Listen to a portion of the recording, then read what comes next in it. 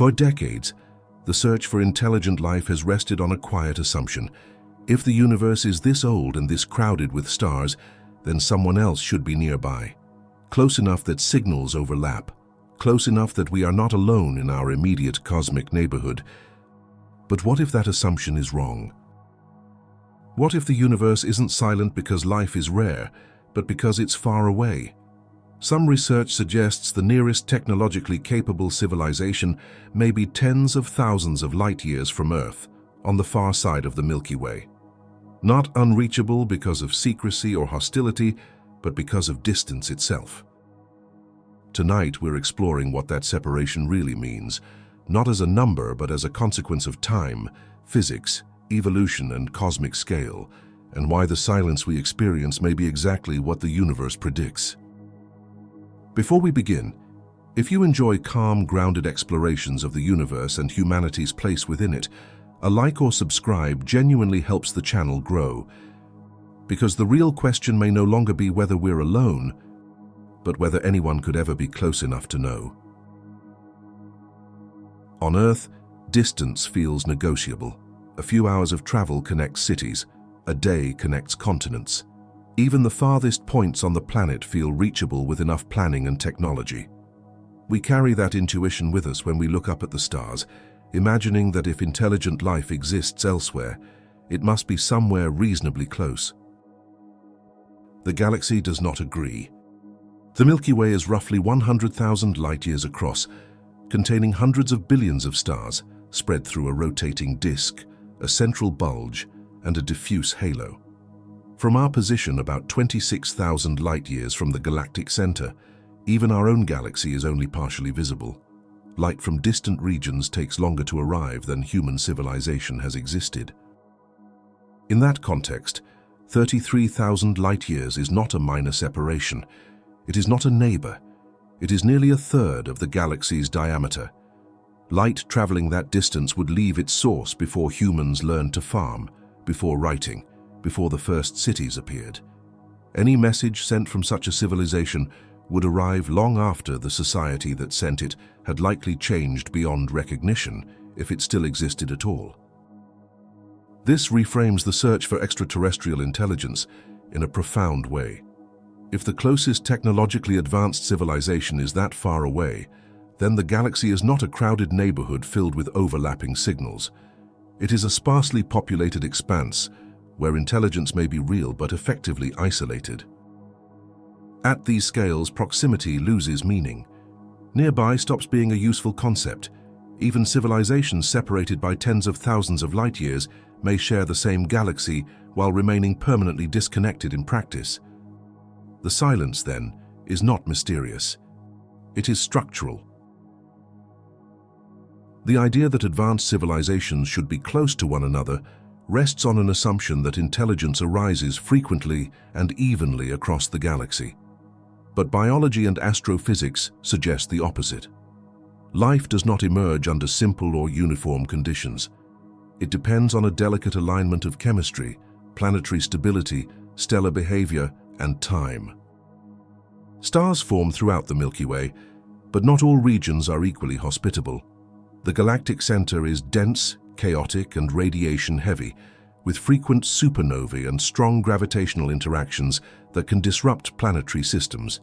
The outer regions of the galaxy are quieter, but poorer in heavy elements needed to form rocky planets. Somewhere between these extremes lies a broad, imperfect zone where conditions are more favorable. Even within that zone, suitable planets may be rare. Stable orbits, long-lived stars, protective magnetic fields, and the presence of water all narrow the field. Then biology must emerge, persist, and survive extinction-level events for billions of years. Intelligence, if it arises at all, must do so late, after countless evolutionary contingencies align. Technological intelligence narrows the odds even further. A species must not only evolve intelligence, but also develop tools, language, cumulative knowledge, and a social structure capable of sustaining technological growth. It must avoid self-destruction long enough to broadcast detectable signals into space. When these filters are combined, intelligence may not appear frequently or evenly. It may arise in isolated pockets separated by immense distances, each one the product of unique circumstances rather than a predictable outcome. If this is the case, then civilizations do not cluster the way stars do. They are not drawn together by gravity or chemistry.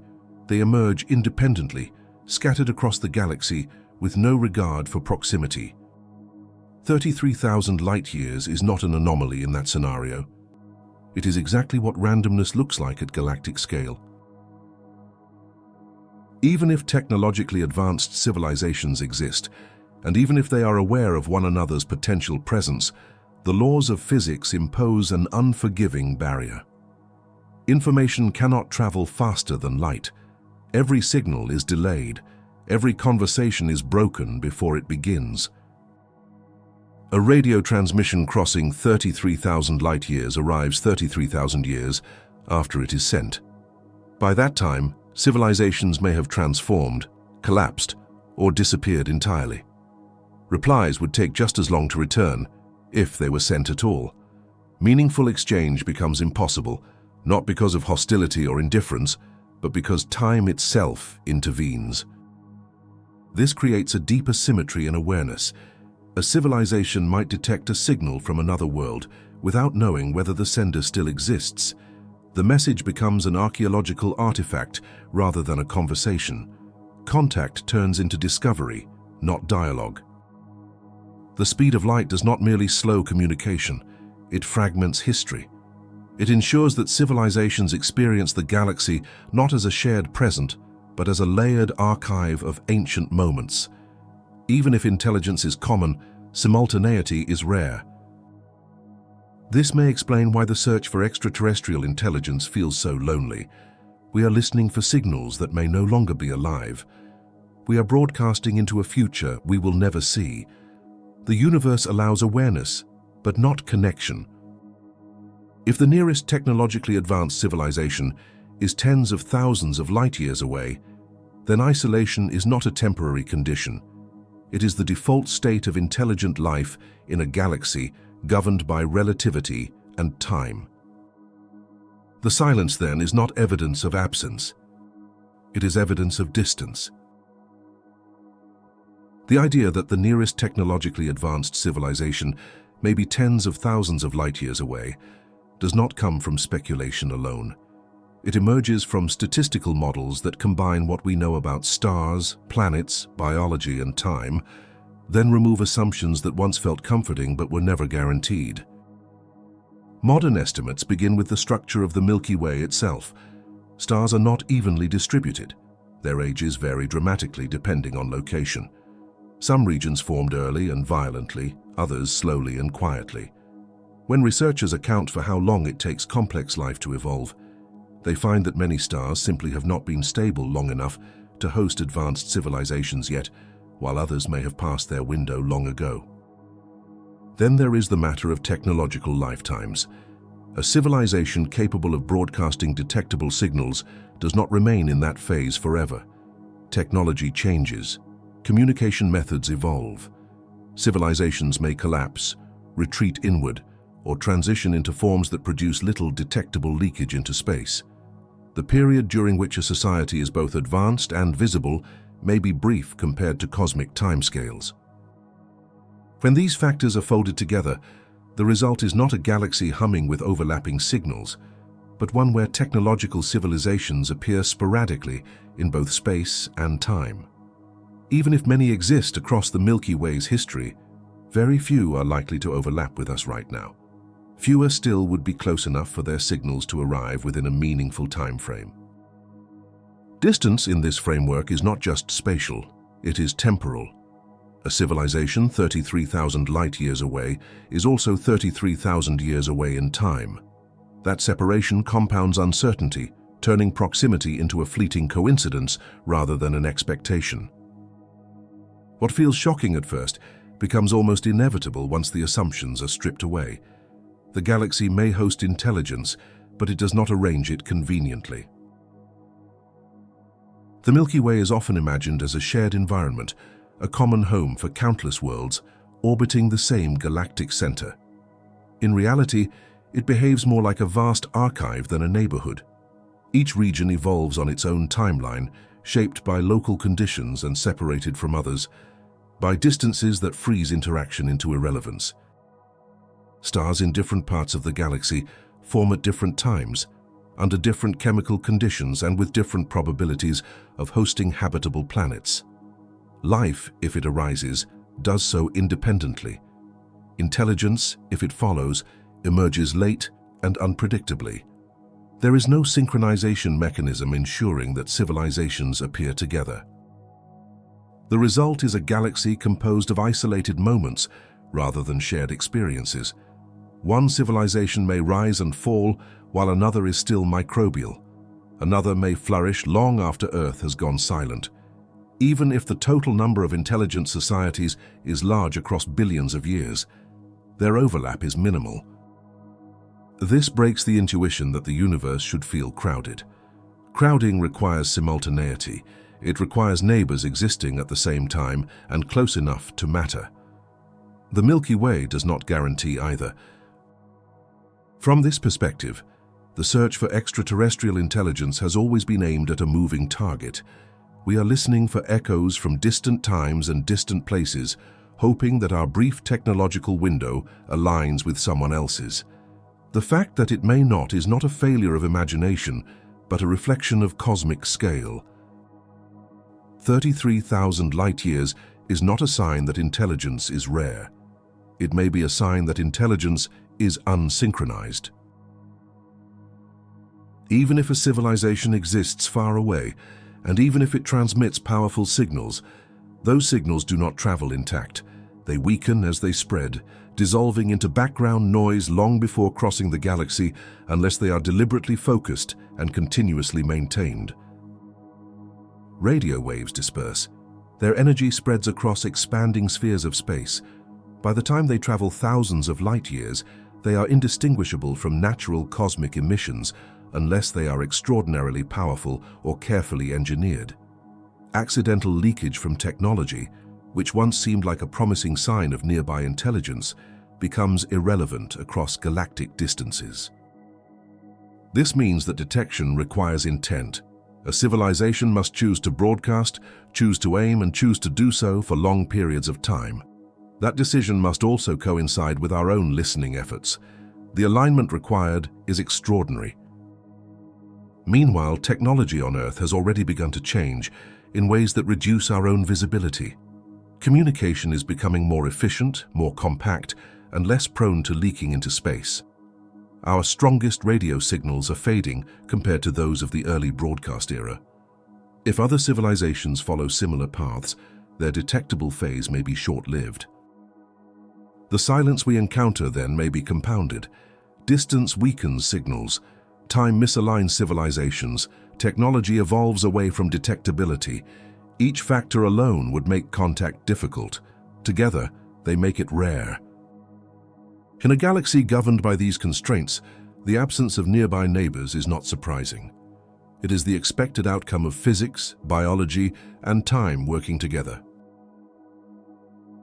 If technologically advanced civilizations exist, and have existed for long periods of time, it is natural to wonder why the galaxy does not appear transformed by their presence. If even one civilization mastered interstellar expansion, should it not leave traces everywhere? This line of thinking has shaped expectations for decades, quietly reinforcing the idea that intelligence should announce itself on galactic scales. That expectation depends on assumptions that may not hold. Interstellar travel is not merely difficult. It is punishingly slow, energetically expensive, and separated by distances that fracture continuity. Even a civilization capable of traveling between stars would face journeys lasting centuries or millennia. Expansion would not resemble a wave sweeping across the galaxy, but a fragile chain of isolated outposts, each increasingly detached from the culture that launched it. More importantly, expansion may not be a universal goal. Intelligence does not evolve to fill space. It evolves to solve local problems.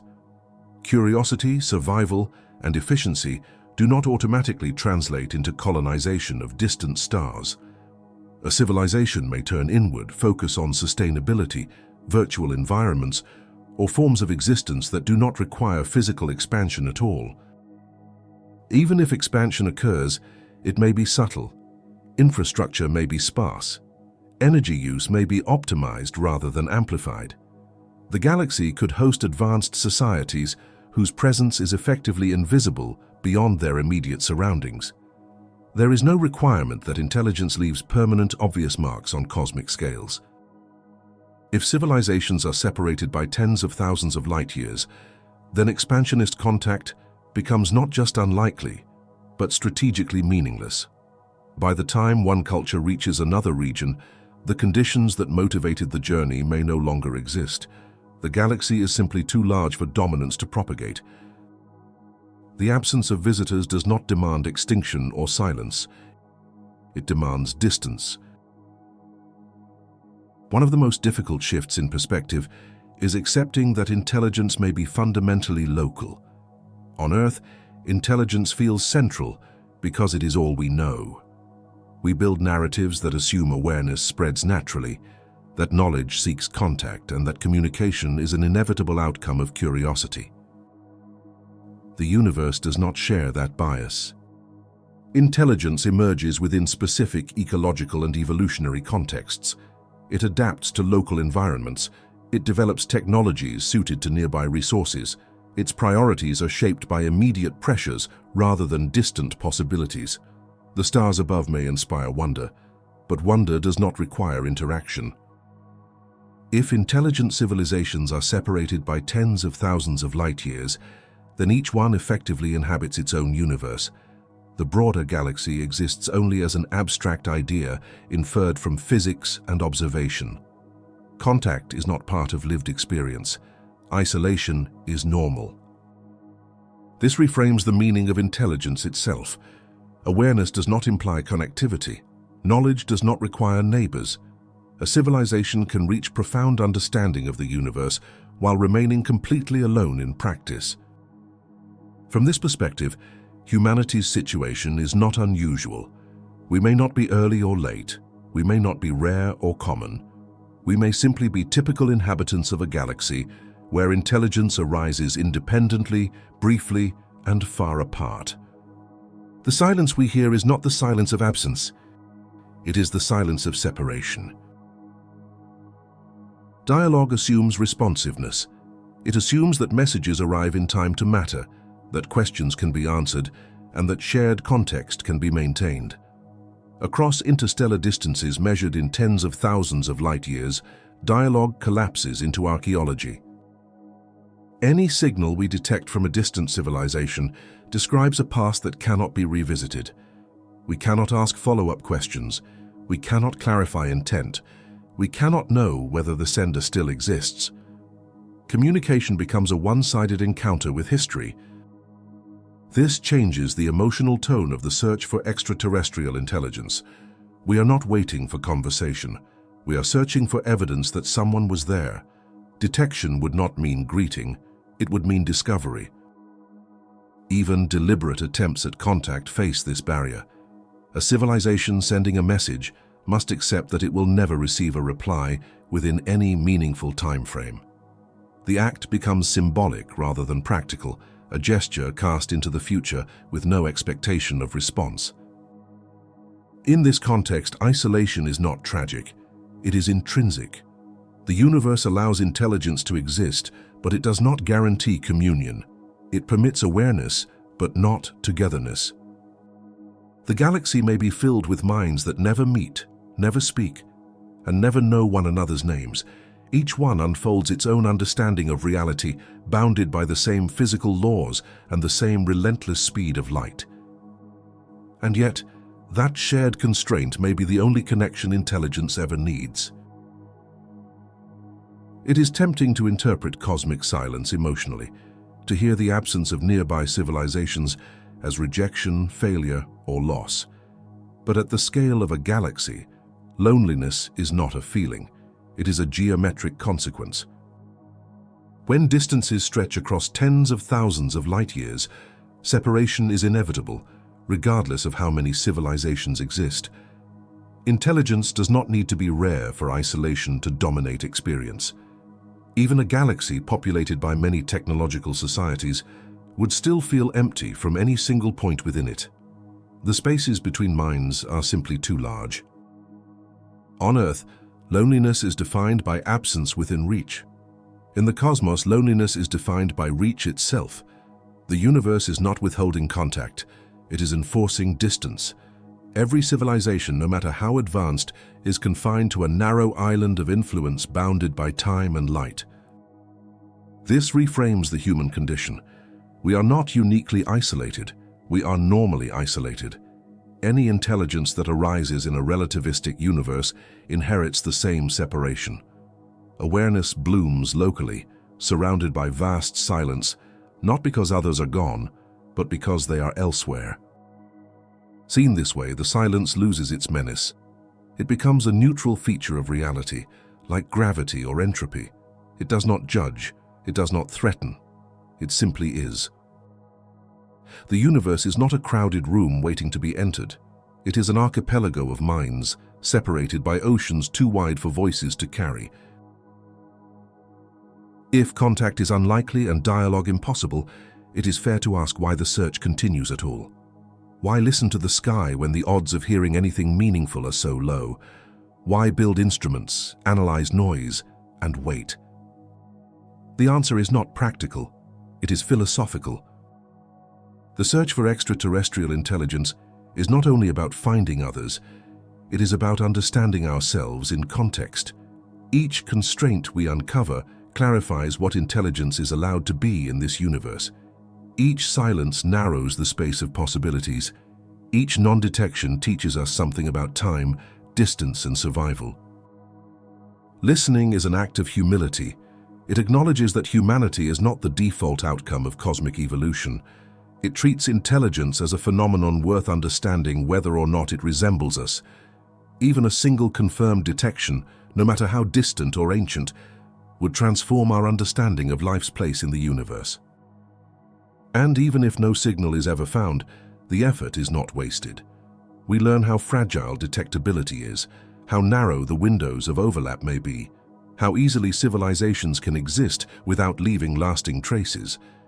These lessons apply inward as much as outward.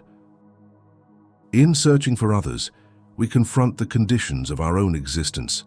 We learn how easily silence emerges, how precious continuity is, how brief technological visibility may be. The search matters because it forces us to think on timescales larger than fear and distances larger than ambition. If the nearest technologically advanced civilization truly lies 33,000 light-years away, then humanity occupies no special position in the galaxy. We are neither central nor marginal. We are simply one outcome among many, separated from others by time as much as by space. The silence does not tell us that intelligence is rare. It tells us that simultaneity is rare. It does not say the universe is empty. It says the universe is large. From a small planet orbiting an unremarkable star, we have reached a point where we can ask these questions honestly.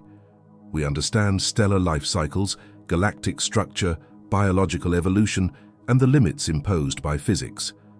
We are no longer guessing blindly. We are measuring our isolation. And in doing so, we discover something quietly profound.